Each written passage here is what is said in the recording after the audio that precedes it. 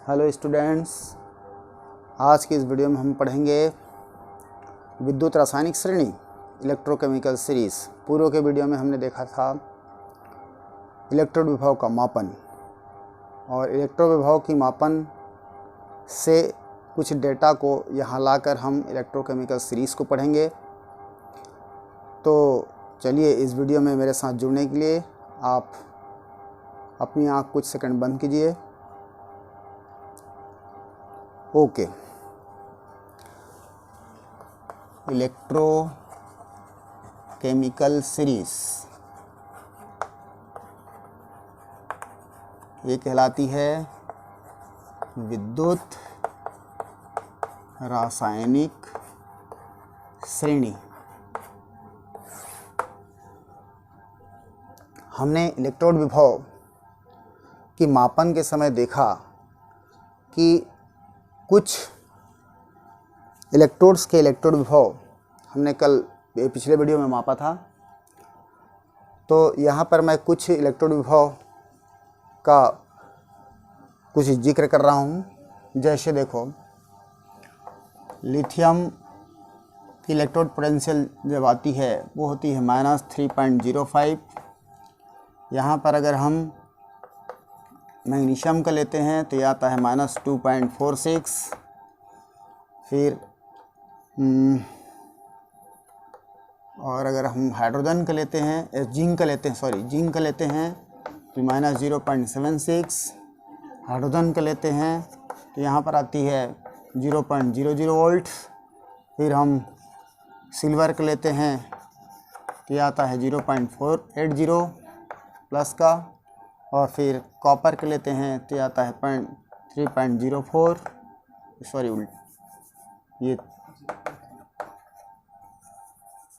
ये हो जाएगा कॉपर। इसको लेते हैं सिल्वर का 80। और अगर हम यहाँ पर लेते हैं फ्लोरीन का तो यहाँ पे ये हो जाती है प्लस का 2.3।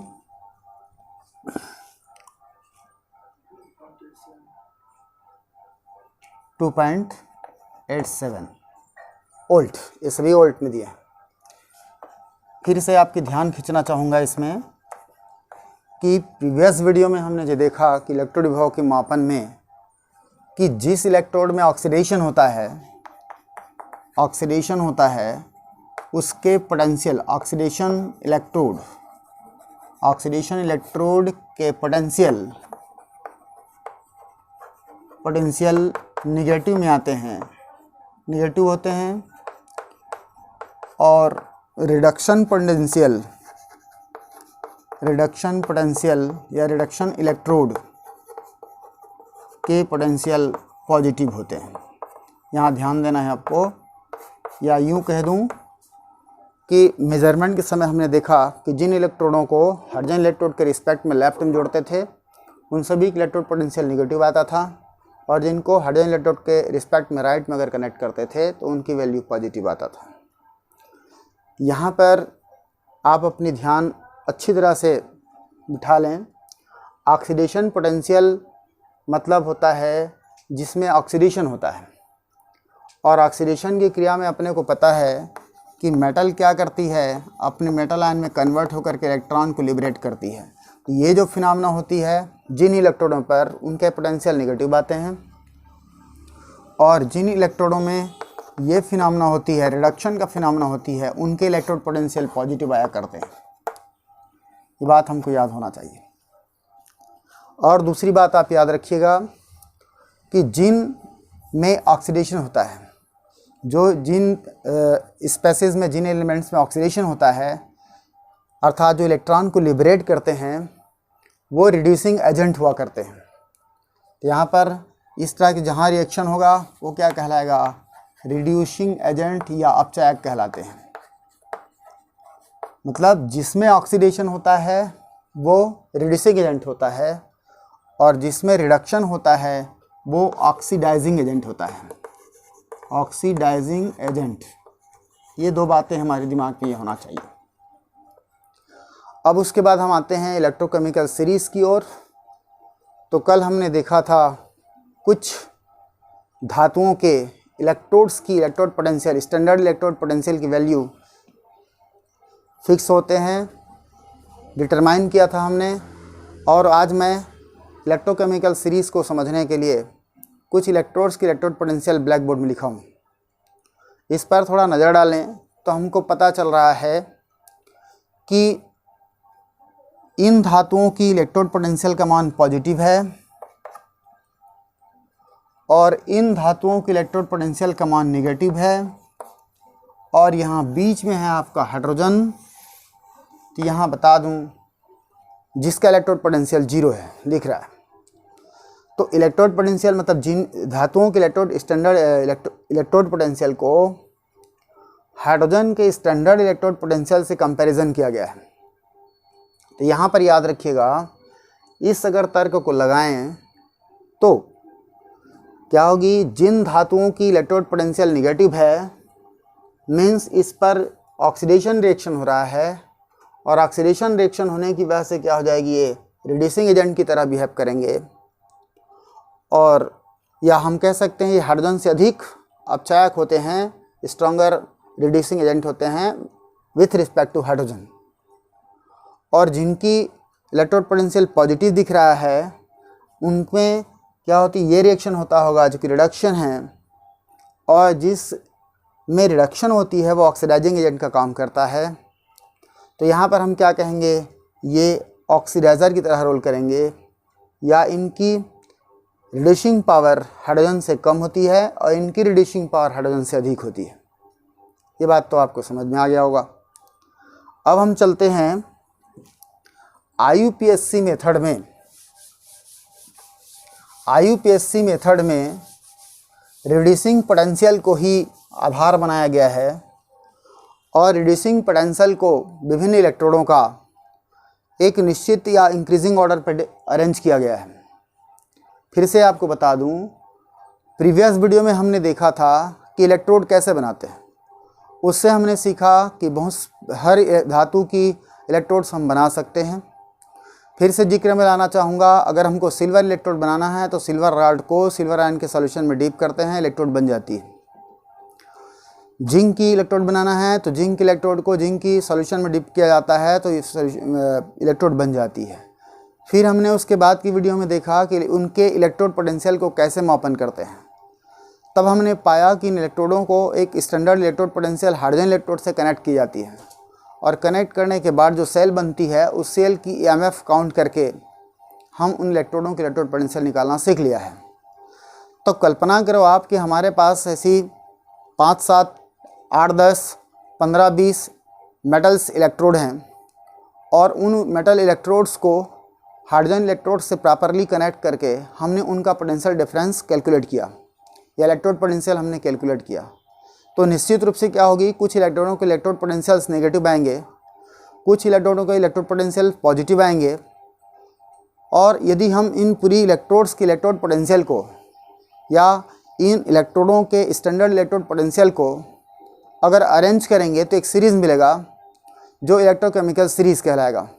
यहाँ पर यह बात ध्यान देनी है, क्योंकि IUPAC मैनर में स्टैंडर्ड रिडक्शन पोटेंशियल को ही आधार माना गया है, और तो उसी के बेस पर क्या करते हैं, उनके रिडक्शन पोटेंशियल के इंक्रीजिंग ऑर्डर में क्या चीज़ आती है, उसको अरेंज किया जाता है। तो ज़रा देखिए आप, यहाँ पर हम देते हैं रिडक्शन की वे पर क्या हो जाएगी, देखो यहाँ Li प्लस रिड्यूस होगा तो क्या होगी, ये इस तरह से बनाएगा।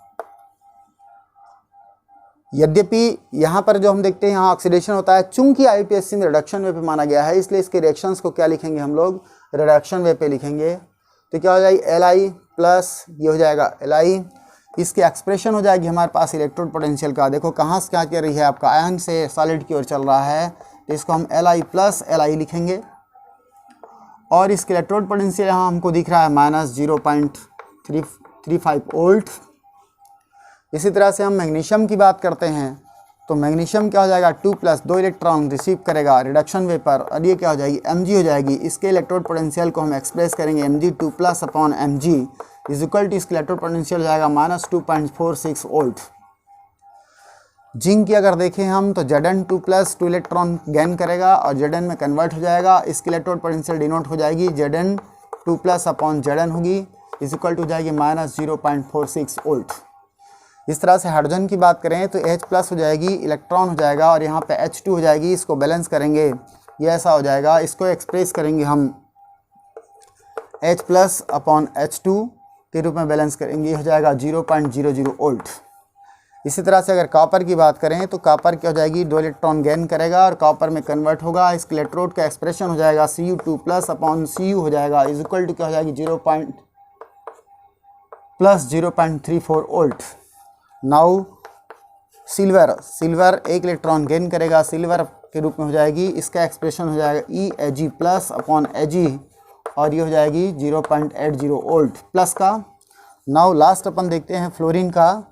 तो फ्लोरीन क्या होगी, F इलेक्ट्रॉन रिसीव करेगा, ये F- के रूप में जाएगा और इस तरह से हम या इसको ऐसा ले सकते हैं, ये ऐसा हो जाएगा, ये 2E हो जाएगी और ये हो जाएगा EF2/F-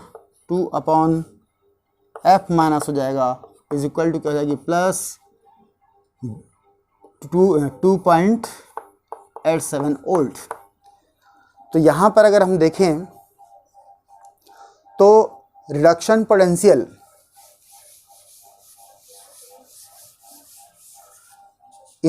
इसकी रिडक्शन पोटेंशियल नेगेटिव है। यहाँ पर क्या हो रही है, इसकी पॉजिटिव है। हाइड्रोजन का याद रखना है आपको, और इनके क्या है, पॉजिटिव है।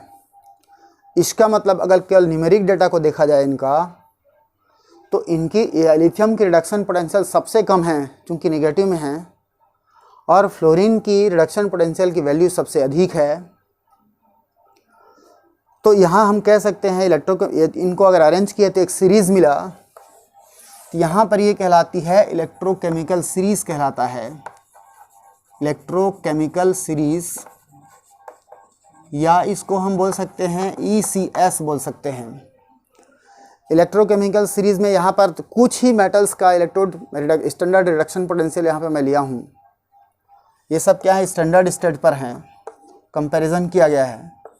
यहाँ पर बीच बीच में और बहुत सारे मेटल हैं, आपको ध्यान रखना पड़ेगा, क्योंकि यहाँ पर इलेक्ट्रोकेमिकल सीरीज़ याद करने की चीज़ नहीं है, हमको याद नहीं करना है, इसे कॉन्सेप्ट को समझना है। फिर भी कुछ कुछ धातुओं के स्टैंडर्ड इलेक्ट्रोड पोटेंशियल हमारी ब्रेन पर होना चाहिए, जिससे न्यूमेरिक डेटा सॉल्व करने में बड़ा आसान हो जाता है। लेकिन फिर आपको आगाह कर दूं कि इलेक्ट्रोकेमिकल सीरीज़ को रटने की चक्कर में मत रहिए, इसी कॉन्सेप्ट को समझिए, इसी कॉन्सेप्ट से रिलेटेड क्वेश्चंस को हमको सॉल्व करना आना चाहिए। फिर से यहाँ पे बोल दूं, मैं सबसे टॉप में लिखा है मैंने लिथियम को, इसका मतलब इसकी स्टैंडर्ड रिडक्शन पोटेंशियल की वैल्यू -3.05 वोल्ट है। सबसे बॉटम पे दिखाया जा रहा है फ्लोरीन का, इसकी स्टैंडर्ड रिडक्शन पोटेंशियल की वैल्यू +2.87 वोल्ट है। तो हम कह सकते हैं कि इलेक्ट्रोकेमिकल सीरीज़ में स्टैंडर्ड रिडक्शन पोटेंशियल की वैल्यू -3.05 से कम नहीं हो सकती और ना ही +2.87 से अधिक हो सकती है। ये पहला क्वेश्चन याद रखेगा, हाई लेवल की एग्जाम में प्रश्न पूछी जा सकती है। दूसरी बातें अगर हम देखें इसमें, तो चूंकि ये क्या हो रहा है, रिडक्शन पोटेंशियल क्या हो रहा है, डिक्रीज हो रहा है। रिडक्शन पोटेंशियल के इंक्रीजिंग ऑर्डर में है, ये हमारा क्या हो गया, इंक्रीजिंग ऑर्डर है रिडक्शन पोटेंशियल। इसको मैं अगली बार शॉर्टकट पे RP बोलूँगा। तो जैसे जैसे हम टॉप से बॉटम जा रहे हैं, रिडक्शन पोटेंशियल इंक्रीज हो रहा है। किसी किसी बुक में इसको पलट के लिखता है, ये वाला पोर्शन ऊपर में लिखता है, ये वाला पोर्शन नीचे में लिखता है। इससे आपको वरीड होने की ज़रूरत नहीं है। हमको यही ध्यान रखना है कि रिडक्शन पोटेंशियल के इंक्रीजिंग ऑर्डर में, अगर इसको आप ऊपर इसको नीचे लिखते हो तो हम क्या कर देंगे, इस एरो लाइन को बदल देंगे यहाँ से और आखिर लिखेंगे वहीं पे कि रिडक्शन पोटेंशियल की इंक्रीजिंग ऑर्डर पर है। ये इसकी इंक्रीजिंग ऑर्डर दिखा रहा है, मतलब टॉप टू बॉटम चलने पर रिडक्शन पोटेंशियल इंक्रीज हो रहा है। इसका मतलब जो टॉप में है वो उनकी रिडक्शन पोटेंशियल की वैल्यू कम है, और जो बॉटम में है उनकी रिडक्शन पोटेंशियल की वैल्यू अधिक है। अगर इसको मैं अपनी जानकारी के लिए थोड़ा सा अगर इस क्वेश्चन को पलटना चाहें और अगर हमको बोल दे ऑक्सीडेशन पोटेंशियल की बात कर दे, तो ऑक्सीडेशन पोटेंशियल की ऑर्डर क्या हो जाएगी, रिडक्शन पोटेंशियल के उल्टा हो जाएगा। मीन्स ऑक्सीडेशन पोटेंशियल क्या हो जाएगी, इस सीरीज़ में टॉप से बॉटम की ओर क्या हो रही है, इंक्रीज हो रहा है। रिडक्शन पोटेंशियल डिक्रीज हो रहा है, देखो टॉप टू बॉटम इंक्रीज हो रहा है, तो ऑक्सीडेशन पोटेंशियल क्या होगा, डिक्रीज होगा। और अगर टॉप से बॉटम की बात की जाए तो ये क्या हो जाएगी, उल्टा हो जाएगा। ये तो हो गई रिडक्शन पोटेंशियल। अब चलिए हम कुछ बातें यहाँ पर साधते हैं अपने दिमाग पर, जिससे आगे आने वाली प्रश्नों के उत्तर हम बड़ी आसानी से दे सकें। फिर से आपके ध्यान में रिकॉल करना चाहूँगा आपको कि हम जानते हैं कि लिथियम, ध्यान दीजिएगा, लिथियम क्या होती है, Li+ ये रिएक्शन देता है। चूंकि इसकी रिडक्शन पोटेंशियल कम है, इसका मतलब ये रिड्यूस होना नहीं चाह रहा है, मतलब ये ऑक्सीडाइज होना चाह रहा है, इसीलिए इसकी रिडक्शन पोटेंशियल की वैल्यू कम है।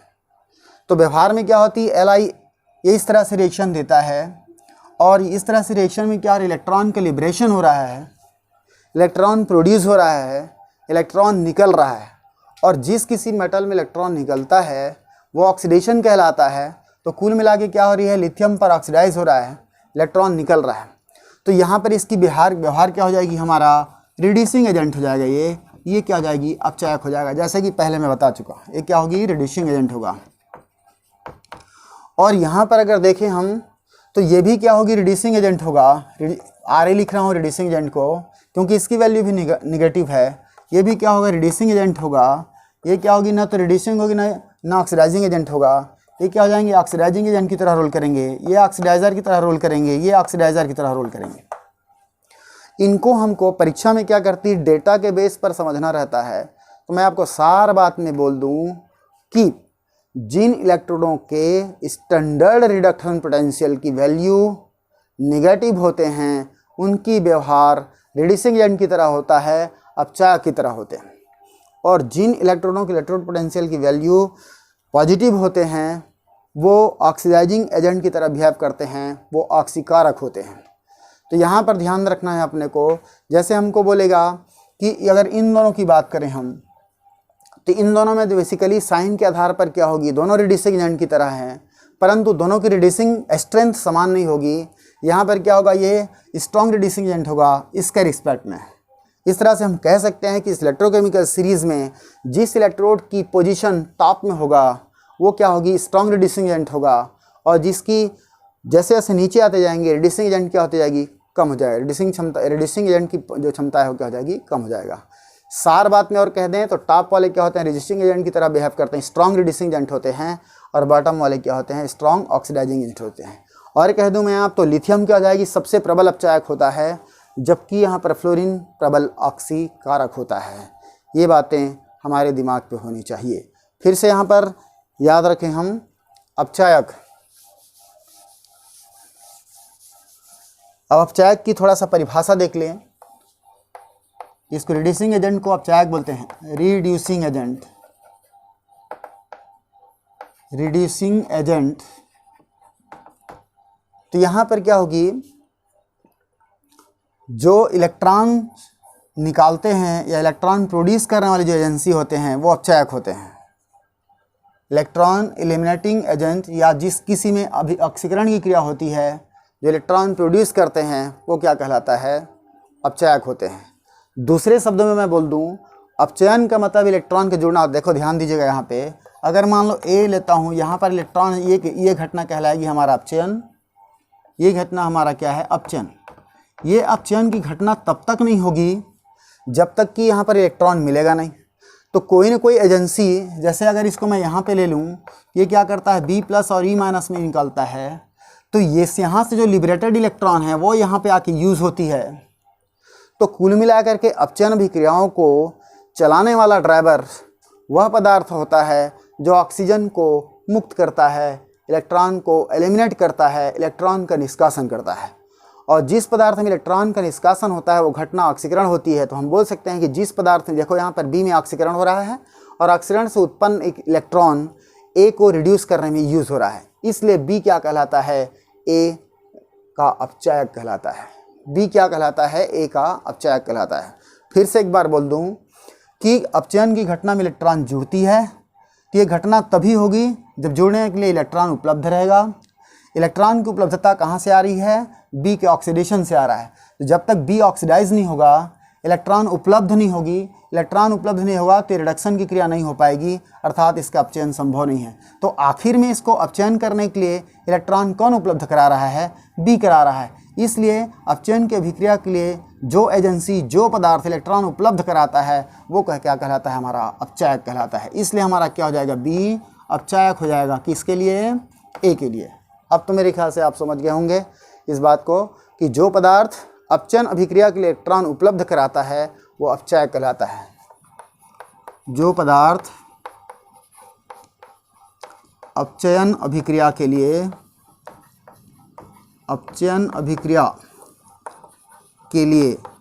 इलेक्ट्रॉन उपलब्ध कराता है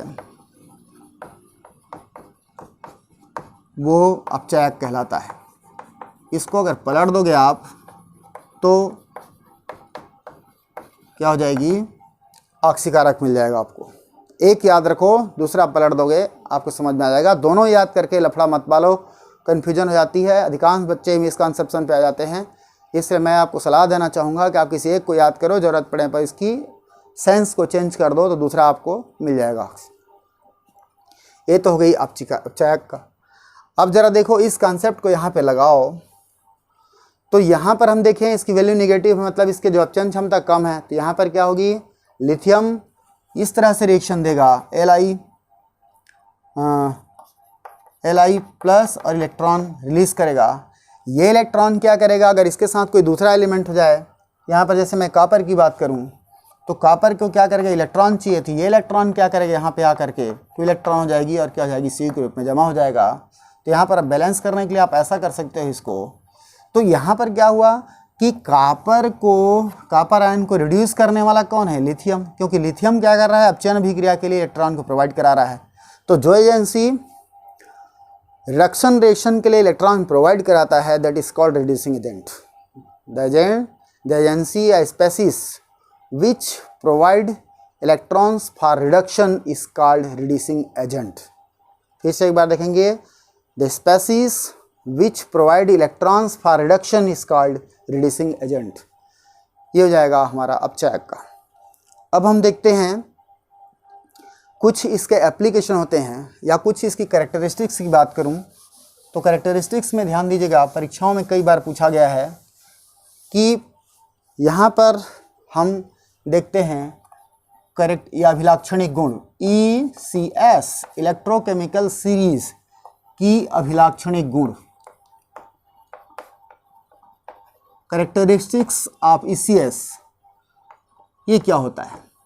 यहाँ पर पहला पॉइंट देखो, आप ही देख के बता सकते हो इस डेटा से कि जब हम पास में जा रहे हैं, इधर नीचे से ऊपर की ओर जा रहे हैं, तब इनकी जो रिड्यूसिंग पावर है या रिड्यूसिंग एजेंट की जो क्षमता है वो क्या हो रही है, डिक्रीज हो रहा है। मतलब ऊपर वाले क्या हैं, स्ट्रॉन्ग रिड्यूसिंग एजेंट हैं, नीचे वाले क्या हैं, लेस या वीक रिड्यूसिंग एजेंट है। तो reducing agent strength of reducing power, strength of reducing power क्या हो रही है, डिक्रीज हो रही है। कब, top to bottom, top to bottom. ध्यान रखिएगा यहाँ पर, फिर से बोलूँ, अगर इन दोनों में कंपैरिजन करूँ मैं तो चूंकि ये ऊपर में है और ऊपर में होने की वजह से इसकी रिड्यूसिंग पावर ज़्यादा होगी इसकी तुलना में। मतलब लिथियम स्ट्रॉन्ग रिड्यूसिंग एजेंट है विथ रिस्पेक्ट टू मैग्नीशियम, उसी तरह से मैग्नीशियम स्ट्रॉन्ग रिड्यूसिंग एजेंट है with respect to zinc. Okay, अब समझ गए होंगे, जो जितना ऊपर होगा उतना ही क्या होगा, स्ट्रॉन्ग रिड्यूसिंग एजेंट होगा। दूसरी अगर इसको ऑक्सीडाइजिंग वे पे देखें हम तो ऑक्सीडाइजिंग पावर क्या हो रही है, ऊपर से नीचे आने पर इंक्रीज हो रहा है। तो यहाँ पर लिख सकता हूँ ऑक्सीडाइजिंग पावर, ऑक्सीडाइजिंग पावर क्या हो रहा है, इंक्रीजिंग हो रहा है, इंक्रीज हो रहा है। कब, टॉप टू बॉटम। ये ध्यान रखिएगा। यहाँ फिर से एक बार आपकी ध्यान खींचना चाहूँगा, कई पुस्तकों में इसको पलट के देता है तो लेकिन लिखेगा वही बातें। यहाँ पर टॉप टू बॉटम नहीं बोल सकते आप, सीधा क्या बोल सकते हो, फ्लोरीन टू लिथियम या लिथियम टू फ्लोरीन बोलोगे तो आपको टॉप बॉटम की चक्कर खत्म हो जाएगा। तीसरी बातें देते हैं जो बहुत इंपॉर्टेंट है, रिएक्टिविटी ऑफ मेटल। तो यहाँ आप अपने दिमाग पर अच्छी तरह से बसा लो कि किसी मेटल की रिएक्टिविटी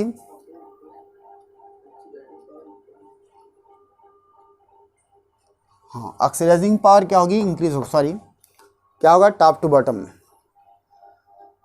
यहाँ पर रिएक्टिविटी ऑफ मेटल और रिएक्टिविटी ऑफ नॉन मेटल दोनों की बात बता दूं मैं। ये दोनों अच्छी तरह से याद रखो, कॉम्पिटिटिव एग्जाम में काम आएगा, कई जगह काम आती है हमको कॉन्सेप्ट बेस्ड क्वेश्चन के लिए। Reactivity of metal, reactivity of metal depend करता है उसके इलेक्ट्रोपॉजिटिव कैरेक्टर पर। मतलब इलेक्ट्रोपॉजिटिव, देखिए यहाँ लिखता हूँ मैं, इलेक्ट्रोपॉजिटिव कैरेक्टर या इलेक्ट्रोपॉजिटिव कैरेक्टर जब बढ़ेगा मेटल का तो उसकी रिएक्टिविटी भी बढ़ जाती है, रिएक्टिविटी भी बढ़ जाती है। अब इसको थोड़ा समझते हैं। इलेक्ट्रोपॉजिटिव कैरेक्टर का मतलब होता है धन आयन में बदलने की गुण। अब जैसे मान लो यहाँ पर मेटल है, तो जो मेटल जितनी सरलता से धन आयन बनाएगा वह उतना ही स्ट्रॉन्ग मेटल होगा। तो चूंकि यहाँ पर देखते हैं धनायन बनाने की प्रक्रिया में कौन सी घटना होती है, इलेक्ट्रॉन का एलिमिनेशन होता है, मीन्स ऑक्सीडेशन होता है। तो जिस मेटल में जितना ज़्यादा ऑक्सीडेशन होगा वह उतना ही क्या होगी, इलेक्ट्रोपॉजिटिव होगा, उतना ही रिएक्टिव होगा।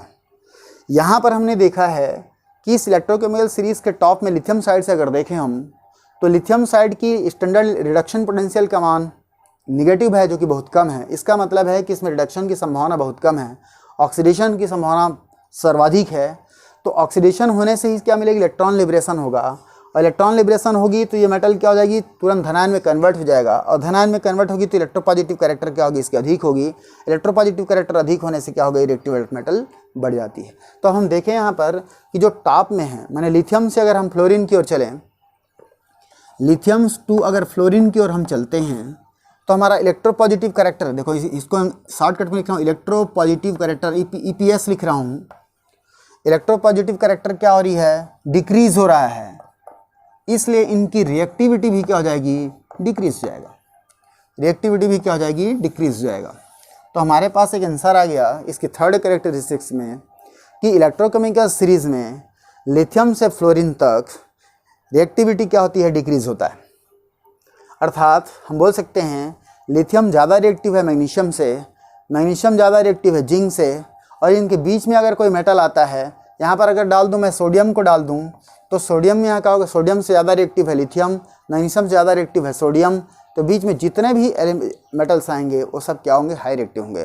तो इलेक्ट्रोकेमिकल सीरीज़ के पोजीशन की बेस पर अगर देखें तो हम यही बोल सकते हैं कि जो मेटल इलेक्ट्रोकेमिकल सीरीज में जितना टॉप में रहेगा, ऊपर में रहेगा, उतना ही क्या होगी, हाई रिएक्टिव मेटल होगा। और चौथा देखते हैं हम नॉन मेटल की रिएक्टिविटी। नॉन मेटल की रिएक्टिविटी जस्ट उल्टा होता है। जो नॉन मेटल जितना जल्दी ऋण आयन बनाता है, तो यहाँ पर जैसे फ्लोरीन की बात करूँ मैं, तो फ्लोरीन क्या करता है, अगर इलेक्ट्रॉन से रिएक्ट करता है तो यहाँ पे क्या हो जाती है, फ्लोरीन माइनस बनाएगा, इसको बैलेंस कर देंगे तो ऐसा हो जाएगा। तो ये क्या हो रहा है, यहाँ पर अपचयन की क्रिया हो रही है, इलेक्ट्रॉन ऐड हो रहा है। तो जो मेटल जितनी सरलता से इलेक्ट्रॉन ग्रहण करता है उतनी ही सरलता से इलेक्ट्रॉन निगेटिव बनता है, और इलेक्ट्रॉन निगेटिविटी कैरेक्टर जब बढ़ती है तो उसकी रिएक्टिविटी भी बढ़ जाता है। मीन्स जो नॉन मेटल जितना ज़्यादा इलेक्ट्रोनिगेटिव होता है वह उतना ही अधिक क्रियाशील होता है। फिर से एक बार बोल दूँ, धातु में वे धातु अधिक क्रियाशील होते हैं जो जितना जल्दी विद्युत के धनी होते हैं। विद्युत के धनी तभी होगा जब वो इलेक्ट्रॉन त्यागेगा। इलेक्ट्रॉन का त्यागना ऑक्सीडेशन कहलाता है। इलेक्ट्रोकेमिकल सीरीज में इनके स्थान टॉप में होता है, और यहाँ पर जितने टॉप में होंगे वो हाईली रिएक्टिव मेटल होंगे, और जो नॉन मेटल जितना बॉटम साइड पे होगा नॉन मेटल वह उतना ही हाईली रिएक्टिव होगा। ये हो जाएगी हमारा इलेक्ट्रोकेमिकल सीरीज़ की कैरेक्टरिस्टिक्स। अब हम देख सकते हैं इनकी एप्लीकेशन। यहाँ पर मैं आपको बता दूँ कि इलेक्ट्रोकेमिकल सीरीज़ की अगर डेफिनेशन अभी तक हम देखे नहीं हैं, अब तो मेरे ख्याल से आप समझ गए होंगे कि विभिन्न धातुओं के, धातु ही नहीं नॉन मेटल भी हो सकता है, कोई रेडिकल्स भी हो सकती है, इस पर आपको ज़्यादा वरीड होने की ज़रूरत नहीं है। तो अगर विभिन्न इलेक्ट्रोडों के स्टैंडर्ड रिडक्शन इलेक्ट्रोड पोटेंशियल को, फिर से बोल रहा हूँ, विभिन्न इलेक्ट्रोड्स के स्टैंडर्ड इलेक्ट्रोड पोटेंशियल को या स्टैंडर्ड रिडक्शन पोटेंशियल को इंक्रीजिंग ऑर्डर पे अरेंज करने से एक सीरीज़ प्राप्त होती है जो क्या कहलाती है, इलेक्ट्रोकेमिकल सीरीज़ कहलाता है। वंस मोर फिर से देख लीजिए, विभिन्न इलेक्ट्रोडों के स्टैंडर्ड रिडक्शन पोटेंशियल को इंक्रीजिंग ऑर्डर में अरेंज करने से एक सीरीज प्राप्त होता है, वो कहलाती है हमारा इलेक्ट्रोकेमिकल सीरीज। अब हम देखते हैं इसकी एप्लीकेशन, आपके सामने में है, थोड़ा ध्यान देना है। मैं फिर से एक बार बोल दूं, इलेक्ट्रोकेमिकल सीरीज की इलेक्ट्रोड पोटेंशियल को आपको याद करने की चक्कर में मत रहना, समय बर्बाद मत करना। कुछ कुछ की जो आपको अच्छा लगता है, जो आपके दिल को छूता है उसको याद कर लो, बाकी छोड़ दो। क्योंकि जो भी क्वेश्चन आएगा उसमें इलेक्ट्रोड पोटेंशियल की वैल्यू आपको दिया रहेगा, ज़्यादा वरी आउट करने की ज़रूरत नहीं है। पहला हम देखते हैं, देखो इसकी एप्लीकेशन में क्या क्या हम एप्लीकेशन यूज़ कर सकते हैं, ये आप बड़ी आसानी से बता सकते हो। पहला इसका एप्लीकेशन होगा कि इलेक्ट्रोकेमिकल सेल में इलेक्ट्रोड और कैथोड की पहचान करना, identify in identification of anode and cathode. हम कैसे पहचानेंगे कि कौन एनोड होगा कौन कैथोड होगा? चलिए यहाँ से मैं 3 पेयर लेता हूँ और 3 पेयर लेकर के हम समझते हैं इस बात को। मान लो हम लेते हैं लिथियम मैग्नीशियम सेल का। लिथियम मैग्नीशियम सेल के बारे में देखेंगे। अगर हमको कहता है लिथियम मैग्नीशियम सेल बनाना है, दूसरा हम लेते हैं यहाँ पर कि जिंक हाइड्रोजन सेल की बात करें हम, फिर यहाँ पे देखते हैं हम लोग हाइड्रोजन कॉपर सेल की बात करते हैं, और चौथा देखते हैं हम लोग कॉपर सिल्वर सेल का।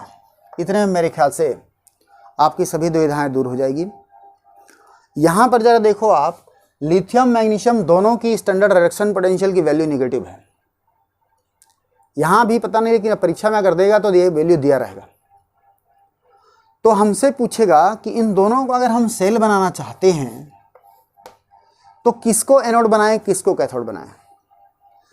तब हमारे दिमाग पे होना चाहिए कि जिसमें ऑक्सीडेशन होता है वो हमेशा एनोड होता है, और जिसमें रिडक्शन होता है वो हमेशा कैथोड होता है। तो इस केस पर देखो, यद्यपि दोनों इंडिविजुअली एनोड की तरह दिखा रहा है इनका पोटेंशियल, परंतु इस लिथियम को अगर मैग्नीशियम के रिस्पेक्ट में अगर जोड़ा जाए तो लिथियम की स्टैंडर्ड रिडक्शन पोटेंशियल की वैल्यू कम है, इसलिए यह क्या होगी, ऑक्सीडाइज होगा। और ऑक्सीडाइज होगी इसलिए लिथियम को क्या बनाना पड़ेगा हमको, लिथियम क्या बनेगा, एनोड, और मैग्नीशियम बन जाएगा कैथोड। मीन्स यहाँ पर क्या होगी, लिथियम ऑक्सीडाइज होगा, मैग्नीशियम रिड्यूस होगा। दूसरा अगर देखते हैं हम लोग यहाँ पर जिंक हाइड्रोजन की बात करें तो जिंक का पॉजिटिव है, जिंक का निगेटिव है और हाइड्रोजन का 0 है। तो यहाँ पर क्या होगी, ऊपर में कौन आया, देखो मैं बोल चुका हूँ, वहाँ पर जो ऊपर में रहता है वो ऑक्सीडाइज होता है। यहाँ भी देख लो, लिथियम ऊपर है मैग्नीशियम से, इसलिए लिथियम हमेशा क्या बनेगा, एनोड बनाएगा, मैग्नीशियम कैथोड बनाएगा।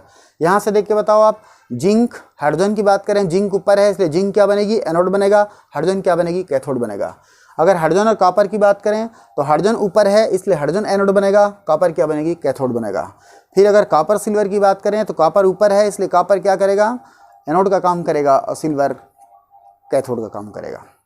ओके, यहाँ पर हम ये देखो, जिंक क्या बनेगी, एनोड, Zn हो जाएगा एनोड, और हाइड्रोजन हो जाएगा कैथोड।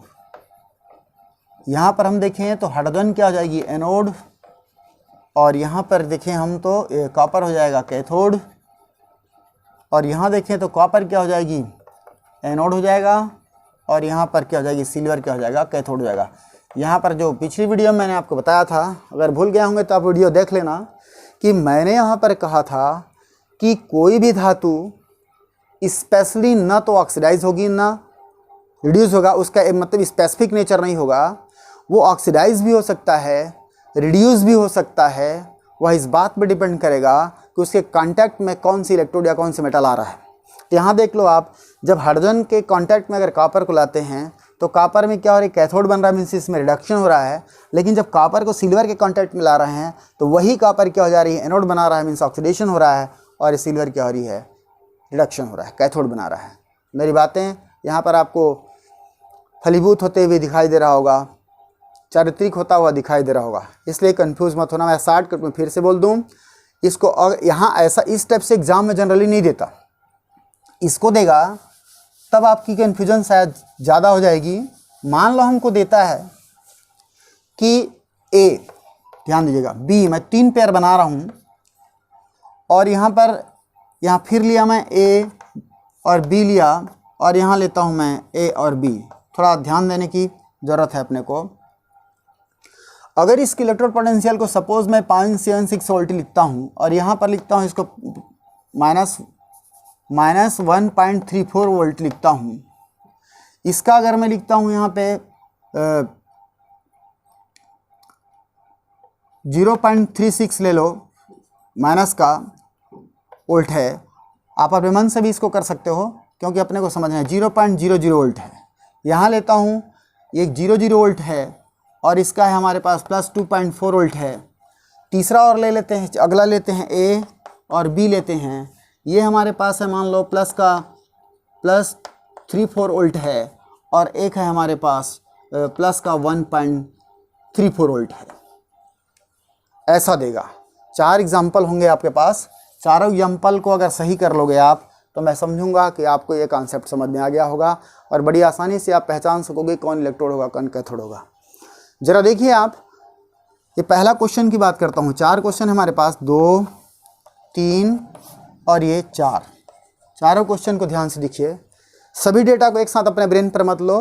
पहले क्वेश्चन में देखो, एक की वैल्यू दिया है हमारे पास, ये माइनस है, दोनों माइनस की वैल्यू है।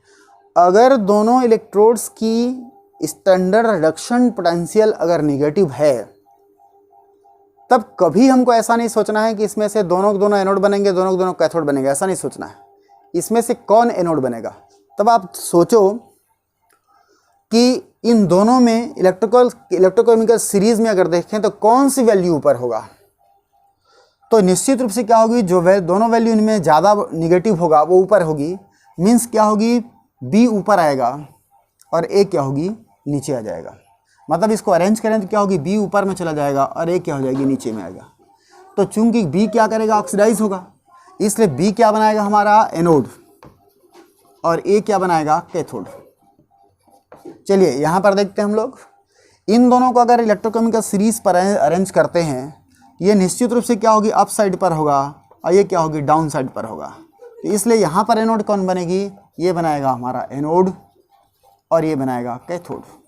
यहाँ अगर देखें तो इसको अगर अरेंज करते हैं तो ये क्या होगा, आपका ऊपर में होगी, ये क्या होगा, डाउन में होगा, और इसलिए ए क्या बनाएगा, एनोड, और बी क्या बनाएगा, कैथोड। यहाँ अगर देखें दोनों प्लस वैल्यू, किसको अगर अरेंज करते हो तो कम पॉजिटिव ऊपर होगा, अधिक पॉजिटिव नीचे होगा, इसलिए यहाँ पर क्या बनाएगी, ये बनाएगा एनोड और ये बनाएगा कैथोड, ये बनाएगा कैथोड। ये तो हो गई। इस तरह से हम बड़ी आसानी से बोल सकते हैं कि कौन एनोड होगा कौन कैथोड होगा। और अगर संक्षेप कर दूं तो मैं सीधी सी बात आपके दिमाग पर डाल दूं, दिए गए 2 इलेक्ट्रोड्स की इलेक्ट्रोड पोटेंशियल अगर निगेटिव हैं तो मोर निगेटिव वैल्यू एनोड बनाएगा, लेस निगेटिव कैथोड बनेगा। अगर निगेटिव एंड 0 दिया है तो निगेटिव वैल्यू एनोड बनाएगा क्योंकि ऊपर आएगा, कारण बता चुका हूँ। और 0 वाला क्या करेगा, कैथोड बनाएगा। अगर 0 और पॉजिटिव कॉम्बिनेशन में दिया है तो 0 वाला एनोड बनाएगा, पॉजिटिव वाला कैथोड बनाएगा। अगर पॉजिटिव कॉम्बिनेशन में दिया है तो यहाँ पर क्या होगी, लेस पॉजिटिव एनोड बनाएगा, मोर पॉजिटिव कैथोड बनाएगा। इससे और अगला कोई कॉम्बिनेशन हो ही नहीं सकता। अगर एक कॉम्बिनेशन अगर आपके ब्रेन पर सेट हो जाए तो 100% आप हर प्रश्नों को उत्तर दे दोगे। इतना चीज़ आप याद रखोगे। अब हम चलते हैं अगला एप्लीकेशन की ओर। किसी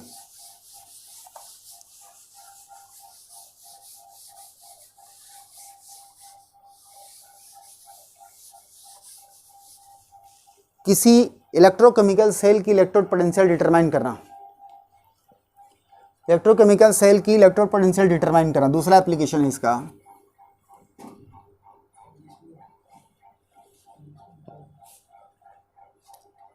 इलेक्ट्रोड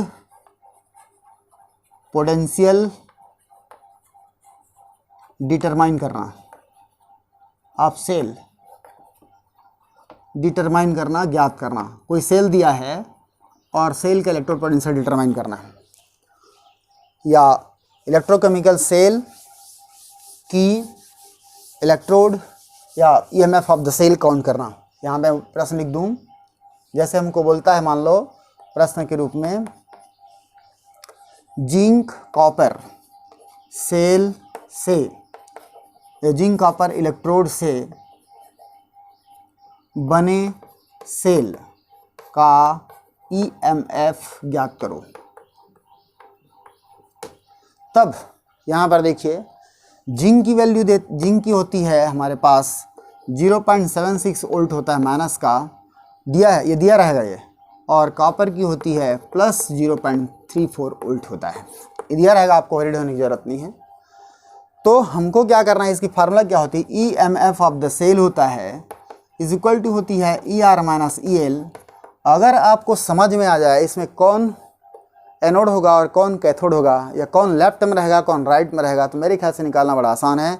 क्योंकि देखो ये इलेक्ट्रोकेमिकल सीरीज़ में ऊपर आएगा, इसलिए ये एनोड बनाएगा, और एनोड हमेशा लेफ्ट में रहती है, इसलिए ये EL की वैल्यू को दिखाएगा, और यहाँ पर क्या हो जाएगी, ER की वैल्यू हो जाएगा। अगर इसको हम रखें तो इज इक्वल टू हो जाएगी, ER की वैल्यू कितना है 0.34, और यहाँ माइनस, और ये ऑलरेडी माइनस है 0.76 वोल्ट। जब इसको हम जोड़ दें तो क्या मिलेगा अपने को,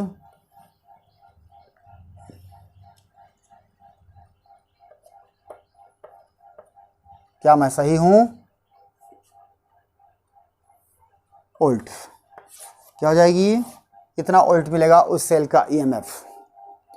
एक और क्वेश्चन लेते हैं, जैसे मान लो, अब क्वेश्चन के रूप में नहीं दे रहा हूं मैं, ऐसी कर रहा हूं क्वेश्चन की जैसा। मान लो हमारे पास A B दो इलेक्ट्रोड्स हैं, इनके इलेक्ट्रोड पोटेंशियल्स अगर दिया है अपने को -7.6, माइनस देते हैं हम लोग 1.34 वोल्ट दिया है, और एक का दिया है -2.34 वोल्ट दिया है, या 2.3 वोल्ट दिया है। हमको बोलता है इन दोनों इलेक्ट्रोडों से बने सेल का ईएमएफ ज्ञात करो। तो यहाँ पर फिर क्या हो जाएगी, E cell is equal to हो जाएगा ER माइनस EL।